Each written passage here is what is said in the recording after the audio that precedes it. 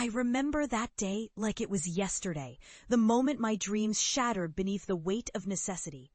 I was only 22, standing in a cramped studio apartment, surrounded by bills and a flickering lamp that cast long shadows on my trembling hands. My family was desperate, struggling to keep food on the table, and I knew I had to make a choice. Music, my salvation, my soul's voice had to be sacrificed. I abandoned my piano, my compositions, for a steady job that paid just enough to keep my siblings fed. Years blurred into one another. I climbed corporate ladders, traded melodies for deadlines, my heart heavy with silent melodies I could never sing aloud. Every night, I'd sit in my small apartment after work, opening my dusty keyboard, trying to drown out the emptiness with hours of practice I could barely afford. Still, I kept composing in secret, hidden snippets of melodies in notebooks I kept tucked away. Memories of a life I was forced to leave behind. Then came the call. A blockbuster film director wanted original soundtrack. At first, I dismissed it as a cruel joke, but something inside pushed me to try.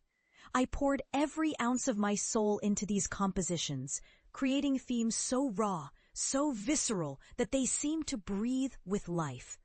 Months of sleepless nights later, I finished the score, sending it off with trembling fingers. The film exploded into theaters, breaking records, captivating millions. And then I attended the premiere. As the opening scene flickered on the screen, I sat in the back, heart pounding.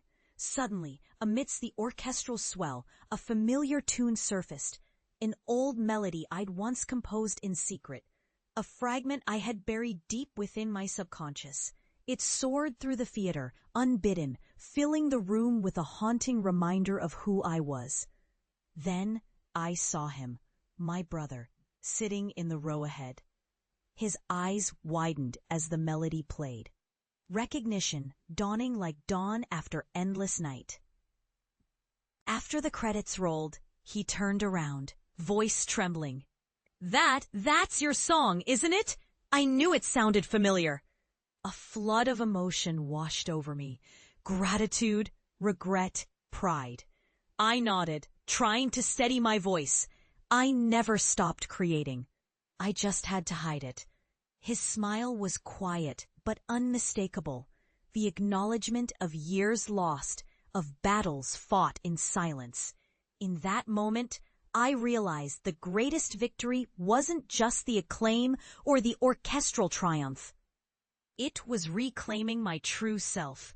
I had returned not just as a composer, but as someone who refused to let their dreams die in the shadows. And for the first time in a long time, I felt the weight lift. My music had finally found its way home.